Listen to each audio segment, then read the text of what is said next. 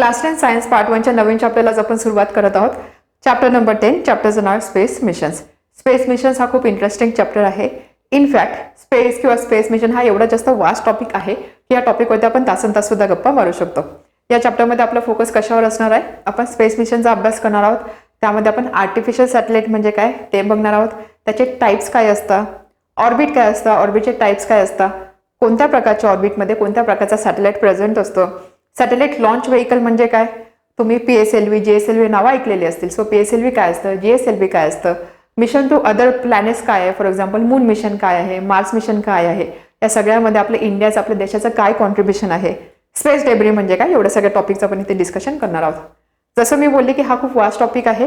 आपण जे काही डिस्कस करणार आहोत ते सिलेबसला अनुसरूनच करणार आहोत, पण यामध्ये सुद्धा जेवढी पॉसिबल असेल तेवढी ॲडिशनल किंवा एक्स्ट्रा इन्फॉर्मेशन देण्याचा मी प्रयत्न करणार आहे. So starting with chapter space mission. Space mission हा चॅप्टर सुरू करण्याआधी आपल्याला माहिती पाहिजे what is meaning of word space. Space म्हणजे काय? स्पेस ज्याला आपण मराठीमध्ये बोलतो अवकाश. अवकाश म्हणजे काय? आपण सिंपल लँग्वेजमध्ये असं बोलू शकतो, जे आपल्याला दिसतं आकाश, या आकाशाच्या पलीकडे जे आहे त्याला आपण बोलतो अवकाश. सपोज मी ग्राउंडवर उभे राहिले आणि जर मी वर बघितलं तर मला काय दिसेल? मला दिसेल ब्ल्यू स्काय दिसेल, ठीक आहे, मला क्लाउड दिसेल, सन दिसेल, मून दिसेल, स्टार दिसेल. म्हणजे ॲटमॉस्फिअरचा हा जो पार्ट मला दिसतो त्याला आपण काय बोलतो? त्याला आपण बोलतो sky. Whatever is lying beyond atmosphere or whatever is lying beyond sky that is called as space. ॲटमॉस्फिअरच्या पलीकडे जे असतं किंवा स्कायच्या पलीकडे जे असतं त्याला आपण बोलू शकतो स्पेस. स्पेस म्हटल्यावर आपल्या डोळ्यासमोर काय येतं? असं एक डार्क रिजन येतो, एअरलेस रिजन आहे, ज्यामध्ये खूप सारे प्लॅनेट्स आहे, खूप साऱ्या गॅलेक्सीज आहे, त्याला आपण बोलतो स्पेस. स्काय आणि स्पेस या दोघांमध्ये असणारा फरक समजला? असं आहे का की स्काय आहे, स्कायच्या पलीकडे स्पेस आहे, मिळते अशी काहीतरी बाउंड्री वॉल आहे किंवा अशी एक भिंत आहे की ती क्रॉस केल्यानंतर आपण स्पेसमध्ये जाऊ? असं नाही. असं ड्रास्टिक ट्रान्झिशन कधीच होत नाही. हे जे ट्रान्झिशन आहे हे ग्रॅज्युअल आहे. ग्रॅज्युअल ट्रान्झिशन म्हणजे काय? जसं जसं आपण वर जाऊ तसं तसं हा जो ब्ल्यू कलर आहे हा ब्ल्यू कलर फेड होत जातो आणि आपल्याला मिळतो ब्लॅक कलर. किंवा मी असं बोले की असं हे ग्रॅज्युअल ट्रान्झिशन असतं, तिथे असं ड्रास्टिक चेंज नसतो. बट तरी सुद्धा रेफरन्ससाठी एक इमॅजिनरी लाईन किंवा इमॅजिनरी बाउंड्री कन्सिडर केली जाते. ही इमॅजिनरी लाईन क्रॉस केल्यानंतर आपण असं कन्सिडर करतो की आपण स्पेसमध्ये पोहोचलेलो आहोत. ही जी इमॅजिनरी लाईन असते त्याला आपण बोलतो कर्मन लाईन. त्याला काय बोलतो? Karman line. So what is Karman line? Karman line is an imaginary line or imaginary boundary. एक इमॅजिनरी लाईन असते, इमॅजिनरी बाउंड्री असते की जी क्रॉस केल्यानंतर आपण स्पेसमध्ये पोहोचलो असं कन्सिडर केली जाते. ही लाईन कुठे असते? तर ही लाईन कन्सिडर केली जाते मीन सी लेवल. मीन सी लेवल पासून 100 किलोमीटर एवढ्या डिस्टन्सवरती ही इमॅजिनरी लाईन प्रेझेंट आहे असं कन्सिडर केलं जातं. मीन सी लेवल पासून 100 किलोमीटर डिस्टन्सवरती ही इमॅजिनरी लाईन आहे, कर्मन लाईन आहे. ही लाईन क्रॉस केल्यानंतर आपण असं कन्सिडर करतो की आपण स्पेसमध्ये एंटर केलेलं आहे. आता ही जी लाईन आहे दिस इज नॉट युनिव्हर्सली ॲक्सेप्टेड. सगळीकडे ह्या लाईनला मान्यता नाही, बट तरी सुद्धा रेफरन्ससाठी आपण ह्या लाईनचा यूज करतो. That is called as Karman line. ठीक आहे. आता बघा, आपण अशा टाईममध्ये राहतो की जिथे सायन्स आणि टेक्नॉलॉजी एवढी जास्त डेव्हलप झालेली आहे की आपल्याला जर एखादा प्रश्न पडला, काही डाऊट असेल तर आपण लगेच इंटरनेटचा किंवा टेक्नॉलॉजीचा यूज करून त्याचा आन्सर मिळू शकतो. बट विचार करा, आपले जे अँसेस्टर्स होते, आपले जे पूर्वज होते, त्यावेळेस सायन्स टेक्नॉलॉजी काहीच डेव्हलप नव्हती झालेली. त्यांना किती सारे प्रश्न पडत असतील. अगदी सिंपल एक्झाम्पल, साध्या रात्रीच्या वेळेस आकाशाकडे जरी बघितलं, पहिला प्रश्न त्यांना पडत असेल, दिवसात हे ब्ल्यू दिसत होतं तर ब्ल्यूचं ब्लॅक कसं झालेलं आहे. कदाचित त्यांना हे सुद्धा माहिती नसेल की जे इथे मला दिसत आहे ते स्टार्स आहे, हा मून आहे, या मूनचा शेप असा रोज का चेंज होतो किंवा हा पिरियडिक पॅटर्न काय आहे, हे जे मला दिसत आहे ब्लॅक कलरचा पार्ट त्याच्या पलीकडे काय असणार आहे. किती सारे प्रश्न त्यांना पडत असतील. Curiosity is the basic human characteristics. आपण असं बोलतो की प्रत्येक माणसाचा एक बेसिक गुणधर्म असतो ज्याला आपण बोलतो क्युरिओसिटी किंवा उत्सुकता किंवा कुतूहल. आपल्याला नेहमी कसलं तरी कुतूहल असतं. एखादी गोष्ट घडत असेल ती अशीच का घडत आहे, त्याच्यामध्ये काय रिझन आहे, काय लॉजिक आहे, ती वेगळ्या पद्धतीने का घडत नाहीये. अननोन गोष्ट असेल तर ती गोष्ट आपल्याला नेहमी जाणून घेण्याचा आपण प्रयत्न करत असतो. यालाच आपण बोलतो क्युरिओसिटी. हीच क्युरिओसिटी आपल्या पूर्वजांना सुद्धा असणार आहे. जसा जसा टाइम पास झाला तशी तशी टेक्नॉलॉजी डेव्हलप होत गेली. सायन्स आणि टेक्नॉलॉजीमध्ये आपण ह्युमनने खूप सारी प्रगती केली. So he curiosity and technology याचा इफेक्ट असा झाला की आज आपण अशा टाइममध्ये येऊन पोहोचलेलो आहोत की आपल्यासाठी खूप सारे आर्टिफिशियल सॅटेलाइट काम करत आहे. हे आर्टिफिशियल सॅटेलाइट आपल्याला इन्फॉर्मेशन कलेक्ट करून देत आहे. त्यांना तर युनिव्हर्सचे खूप सारे राज आपण बोलू शकतो किंवा खूप साऱ्या मिस्ट्रीज आता आपल्याला उकलत चाललेल्या आहे. हे सगळं कशामुळे झालेलं आहे? हे सगळं ह्युमनचे जी क्युरिओसिटी होती आणि जी टेक्नॉलॉजी त्याला जी साथ मिळाली त्याच्यामुळे झालेलं आहे. What are space mission? Space missions म्हणजे काय? स्पेसमध्ये आपण काहीतरी काम करत आहोत आणि ते काम करण्यासाठी आपण आर्टिफिशियल सॅटेलाइट पाठवलेले आहे, स्पेसक्राफ्ट पाठवलेले आहे, रॉकेट्स पाठवलेले आहे.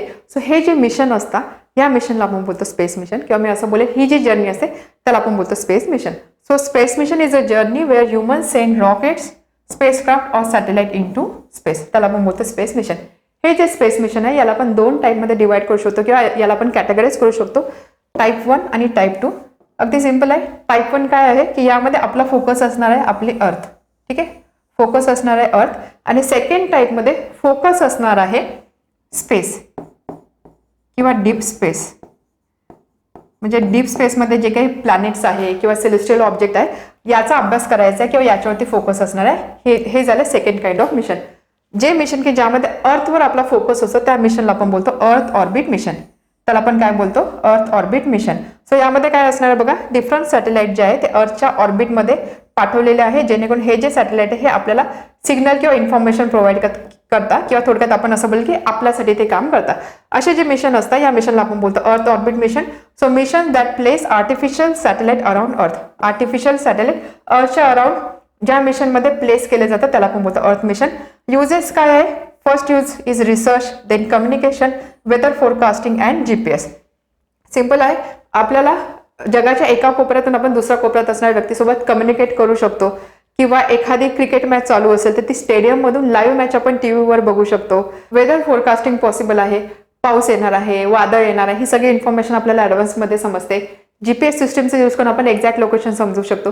सो हे सगळे यूज आहे ह्या अर्थ ऑर्बिट मिशनचे. या ऑपोजिट डीप स्पेस मिशन म्हणजे काय की असे मिशन की ज्याच्यामध्ये missions that send spacecraft to outer space. Outer स्पेसमध्ये स्पेसक्राफ्ट पाठवले जातात अशा मिशनला आपण बोलतो डीप स्पेस मिशन. अगदी नावावरूनच क्लिअर आहे. सो याचा यूज काय असणार किंवा याचा पर्पज काय असणार आहे? टू स्टडी प्लॅनेट्स, बाकीच्या प्लॅनेट्सचा अभ्यास करायचा, त्यानंतर मूनचा अभ्यास करायचा, किंवा अदर सिलेस्टियल ऑब्जेक्ट जे असेल त्याचा अभ्यास करणं, हे असतं या मिशनचा मेन पर्पज.